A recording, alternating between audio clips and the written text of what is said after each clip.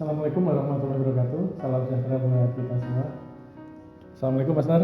Waalaikumsalam. Ketemu lagi kita di Bincang Masnawi bagian 3. Jika di bagian 2 saya sudah mengatakan kita ada teaser ya dari saya, kita akan bincang derita gitu Mas Nar ya. Ini kita di sesi 3 akan membahas derita Mas Nar. Derita ini kalau bagi saya lebih menarik daripada bicara cinta itu.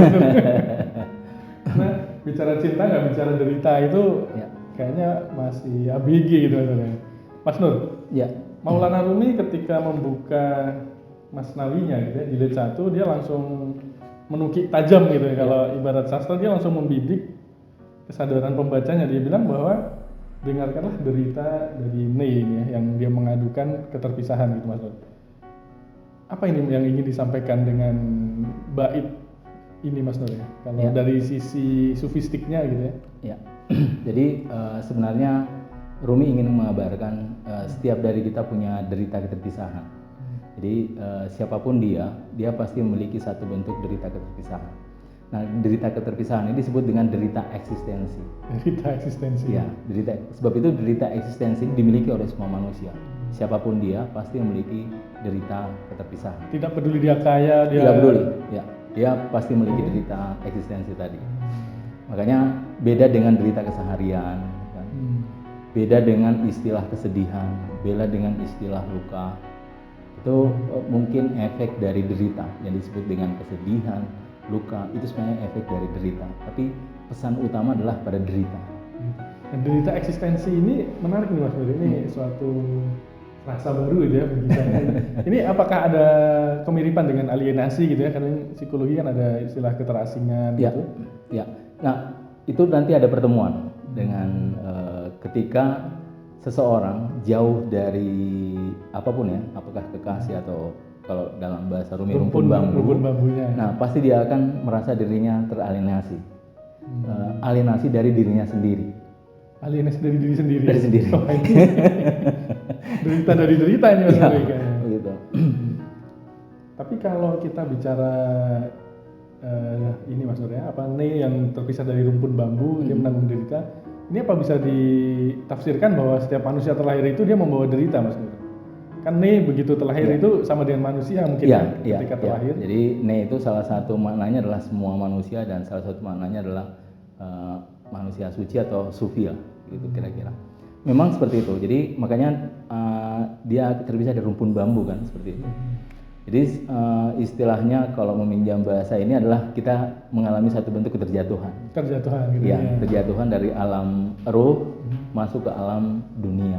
Disitulah pertama kali kita menemukan derita. Jadi kalau kita ikuti ini ya kisah ya. Pertama kisah Nei itu derita eksistensi. Kemudian masuk kisah seorang raja cinta kepada budak, itu derita kedua adalah derita cinta.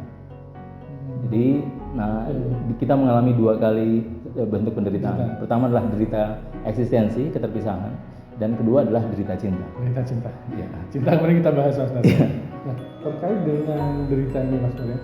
Di syair lain itu Maulana Rumi menurut saya melihat derita dengan sangat positif ya. Dia bilang bahwa derita sesungguhnya adalah berkah dari Tuhan yang dibaliknya ada makna yang melimpah gitu Mas Nur.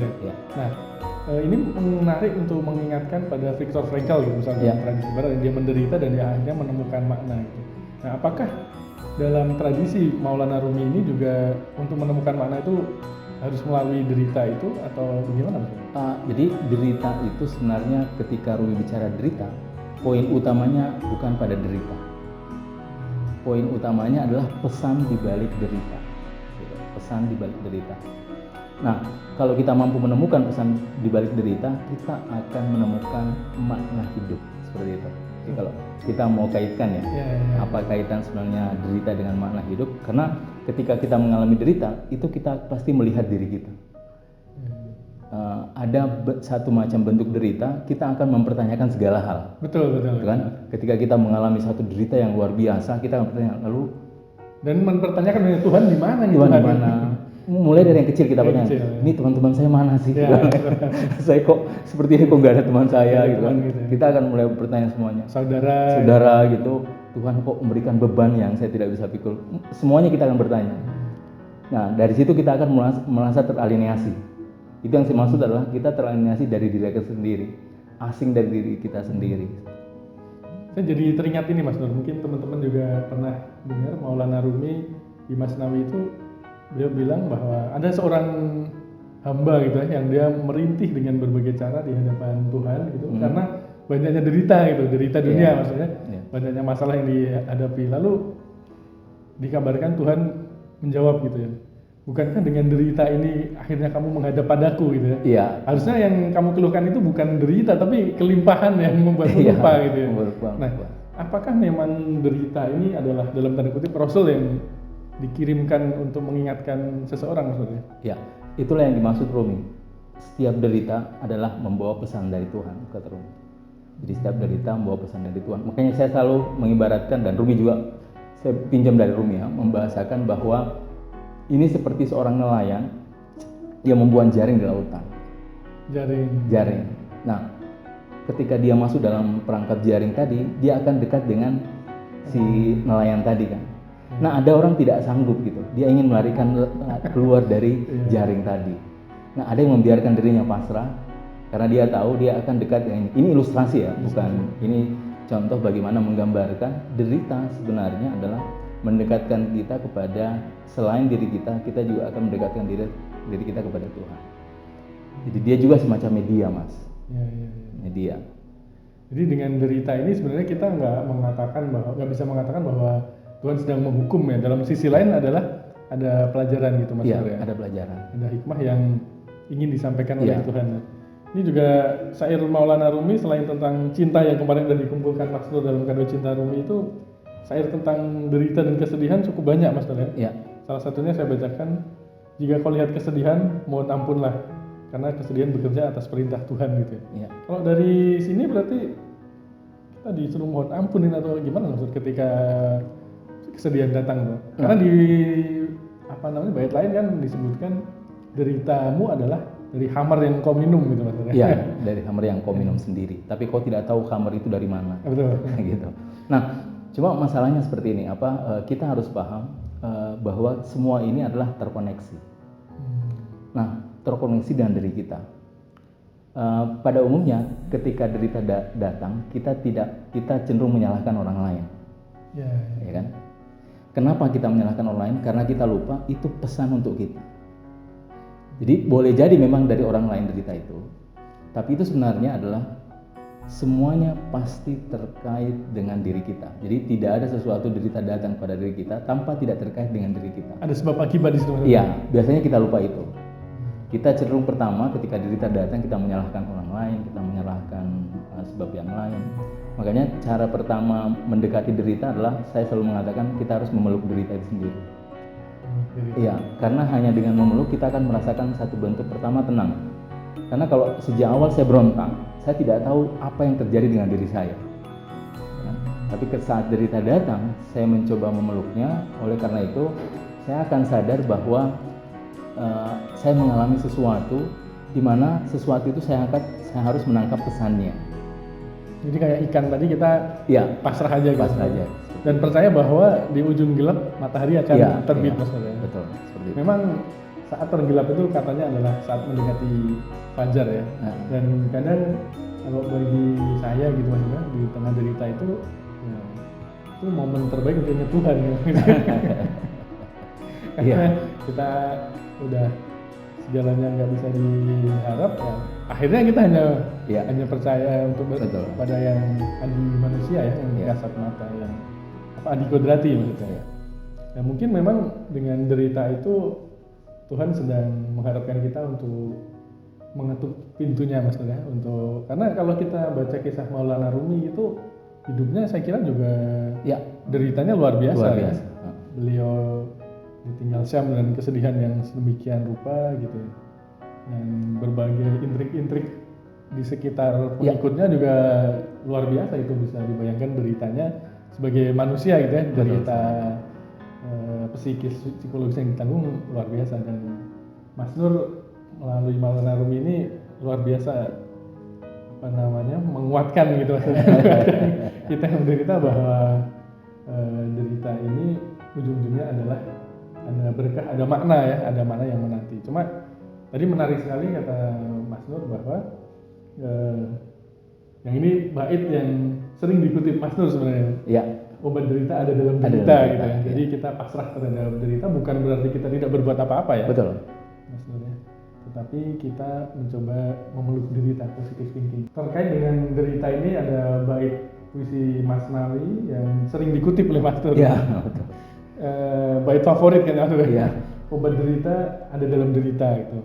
Gimana nih Mas Nur menafsirkan bait ini? Ya, itu yang saya maksud tadi. Kebanyakan saat derita datang, kita cepat-cepat ingin pergi, Ingin pergi, ingin selesai ingin ya. meninggalkan, ingin selesai, ingin bahkan itu boleh jadi kita ingin lari justru ya.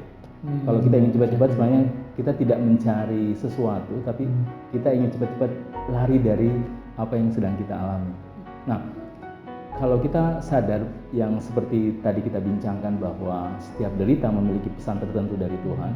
Oleh karena itu, pertama jangan lari dari derita. Jangan lari. Jangan lari dari derita. Justru yang saya maksud tadi, pertama kita memeluk derita itu. Kenapa? Karena disitulah akan memberikan makna ke diri kita. Nah, kalau kita bicara makna, jadi kalau kita memahami bahwa inti pesan dari derita itu adalah pesan dari derita, bukan deritanya, maka ini yang dimaksud bahwa tidak ada yang bisa tidak kita pikul. Kita karena kita lihat objeknya, di situ kita akan mengatakan, oh Tuhan kok memberikan saya hukuman ya seperti itu. Kenapa? Karena kita tidak mau ingin menangkap pesannya, seperti itu. Tapi kalau kita fokus kepada pesannya, tidak ada derita yang tidak bisa kita lewati, seperti itu. Makanya obat derita adalah derita. Ada dalam derita. Apa kalau di ayat kan ada Tuhan tidak mungkin membebani di luar kesanggupan. Luar kesanggupan. Selama kita bisa menangkap makna. Iya, kebanyakan tadi itu kan kita ingin cepat-cepat lari situ, akhirnya yang kita temukan justru pelarian. Makanya efeknya negatif seperti itu. Karena ingin buru-buru ini dari derita ya. Beranjak dari derita. Tapi terkait dengan derita ini kan ada beberapa hal ya Mas Nur ya. Kita mungkin ada luka gitu ya, ada kesedihan. Gitu ya. Itu bagaimana pembedaan pemaknaannya gitu ya kalau dari sisi sofistiknya Mas Nur? Nah, Rumi selalu membedakan dengan derita, luka dan kesedihan. Luka dan kesedihan itu bagaimana Rumi adalah itu objek keseharian. Jadi itu objek keseharian. Misalnya saya lagi tidak punya uang Mas, itu kan, itu saya akan sedih kan. Tanggal tua. Iya, tanggal tua saya akan sedih karena saya tidak bisa buat apa-apa itu.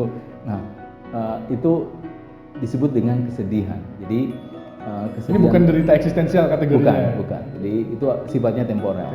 Nah, ketika saya punya uang hilang lagi seperti itu. Tapi derita ini beda. Derita adalah sesuatu yang dia akan merenggut seluruh eksistensi saya. Makanya dia akan berdekatan dengan cinta tadi. Kalau kita bahas cinta, karena dua-duanya akan merenggut kita. Ketika jadi, kita kalau derita ini kita punya uang nggak punya uang tetap akan merasakan. Kita merasakan. Kita akan tetap merasakan satu bentuk penderitaan tadi. Seperti itu. Nah, ini perbedaan inti antara luka dan kesedihan dan juga termasuk dengan derita. Seperti itu. Kalau luka Mas? Nah, luka sama dengan tadi. Luka itu lebih banyak kepada dimensi fisikal. Meskipun ada disebut luka yang bersifat sakit hati ya, tapi bukan sakit hati itu justru karena ada derita tadi. Derita yang kita rasakan. Makanya fokus Maulana Rumi adalah pada derita, bukan luka dan kesedihan. Meskipun kalau kita menemukan bait syair tentang luka dan kesedihan, itu sebenarnya efek-efek dari derita. Seperti kerinduan, gitu kan? Itu kan manusia juga akan merasakan satu bentuk kesedihan ya. Ketika seseorang jauh dari kekasih, ada rindu gitu kan. Tapi fokusnya bukan sesuatu yang membuat kita kepada kesedihan, tapi fokusnya kepada derita. Karena sedih itu kita akan membungkus diri kita. Kalau kita lagi sedih, sama kalau kita lagi sedih kan, kita akan membungkus diri kita, mengurung diri, tidak mau ketemu orang lain. Nah, dia akan bersifat negatif terhadap diri. Tapi kalau derita, kita bisa memanage dia sebagai menghasilkan sesuatu yang positif. Nah, itu kalau luka juga demikian. Sama ini Mas, misal dosa gitu ya. Apakah itu juga perbuatan yang melanggar larangan Tuhan itu akan menimbulkan derita Mas? Kalau secara sofistik? Iya, dia akan menimbulkan derita eksistensial justru karena itu sebenarnya satu mengambil, jadi kalau kita berbuat maksiat kepada Tuhan itu berarti kita mengambil jarak dari Tuhan. Semakin jauh gitu ya? Iya, menjauh dari Tuhan. Jadi makanya semakin kita berbuat sesuatu yang penentangan terhadap Tuhan, itu berarti saya mengambil lebih jauh dari Tuhan, jarak. Nah, lambat laun jarak ini, keterjauhan ini itu akan membuat saya lebih jatuh dalam bentuk kerendahan tadi. Makanya selalu disimbolkan maksiat itu dengan ego dan keakuan. Jadi derita eksistensial ini bukan hanya kejatuhan manusia ke bumi, tapi bisa diperluas dengan perilaku perbuatan sehari-hari dengan melanggar larangan terhadap ini Tuhan. Iya, seperti itu. Jadi kalau sebaliknya misal kita dengan derita itu kita didorong untuk mendekat kepada Tuhan dengan berbuat baik kepada sesama, itu bisa dibilang mengurangi jarak keterpisahan itu, Mas Nur, atau berbuat baik ya? Berbuat baik. Iya. Dan kebaikan itu adalah dimensi fitrah. Karena dia dimensi fitrah, oleh karena itu justru mendekatkan. Karena fitratullahi fatronas alaiha, dengan fitrah Allah manusia diciptakan. Kalau kita hubungkan dengan dimensi kebaikan, makanya penentangan justru kejauhan, keterjauhan. Nah, ini sebenarnya kalau dalam sufistik lebih dimaknai kepada jauh dan dekat terhadap penentangan atau kebaikan tadi dengan kedekatan. Menarik ya, ternyata derita yang dimaksud Rumi itu bukan derita keseharian kita, Mas ya, karena itu problem kita, Mas. Problem Rumi mungkin beda. Itu problem kita. Problem kita ini banyak, Mas.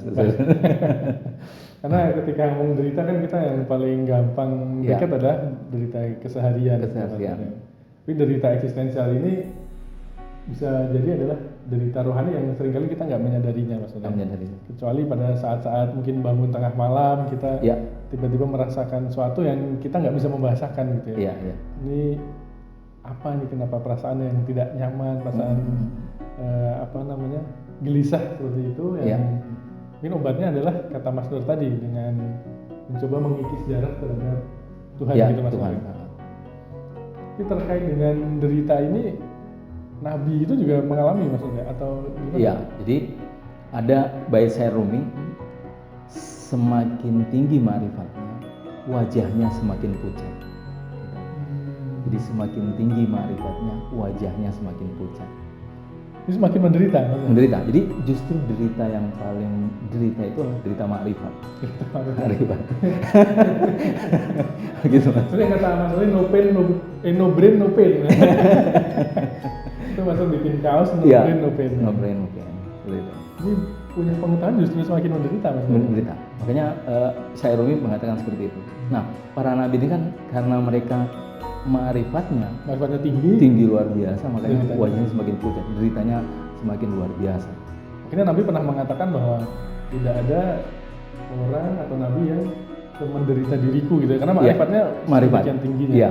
Mungkin kita bertanya-tanya dengan Nabi Sufyan ini kok ini ya, seperti itu. Ternyata maksudnya adalah ma'rifat. Jadi jangan banyak belajar biar nggak menderita. Nggak gitu.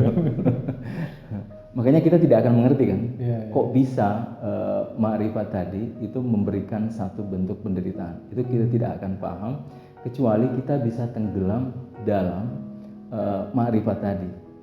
Kan kita Zauk ya pakai. Iya, pakai zauk kita akan mengalami tadi satu bentuk kenikmatan yang luar biasa. Kan kita selalu mendengarkan hadis dari Rasulullah yang disebut dengan hadis tahayur. Allahumma zidni ilman, ya Allah tambahkan pengetahuanku. Nah, para sufi menambahkan tahayyuran, ya, atau kebingungan. Iya. Kebingungan itu justru puncak pengetahuan itu adalah ketidaktahuan. Dan ketidaktahuan itu kan derita, Mas. Derita. Ternyata pengetahuan juga derita ya. Derita. Ketidaktahuan derita juga. Derita. Makanya kisah-kisah para filosof itu kan kisah-kisah para penderita. Pengetahuan ya. Seperti itu. Terima kasih Mas Nur, menarik sekali ini terkait dengan derita ya, bahwa derita itu yang paling kunci adalah obatnya ada dalam derita. Cuma derita terkait pengetahuan ini hal yang belum banyak dibahas nih ya. Karena pengetahuan kan identik dengan untuk meraih kekuasaan, popularitas gitu ya. Tapi ternyata justru melahirkan derita maksudnya. No brain, no No pain. pain. Itu bercandaan. Terima kasih teman-teman, terkait dengan derita kita cukupkan sampai di sini. Kita akan bahas tema lain terkait Masnawi Mas Nur ya, Iya. pada segmen-segmen selanjutnya. Terima kasih telah bergabung dalam Bincang Masnawi kali ini. Terima kasih Mas Nur. Sama-sama Mas.